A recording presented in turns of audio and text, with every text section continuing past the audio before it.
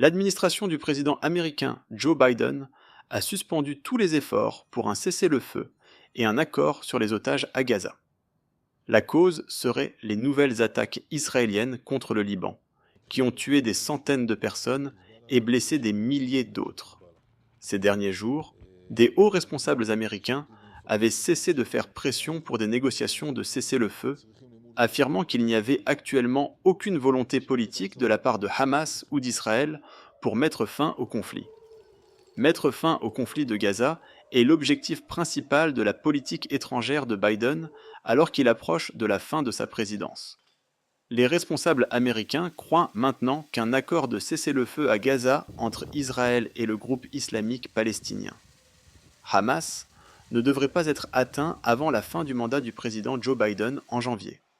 Washington avait précédemment déclaré que 90% de l'accord pour garantir un cessez-le-feu et la libération des otages avait été atteint, tandis que la vice-présidente Kamala Harris a constamment déclaré que Washington travaillait sans relâche pour parvenir à un accord.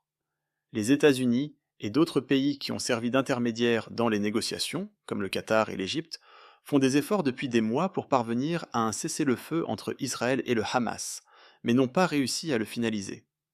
Les critiques et les groupes de défense des droits de l'homme ont exhorté Washington à conditionner son soutien militaire à Israël, mais les États-Unis n'ont pas renoncé à leur soutien à leur allié.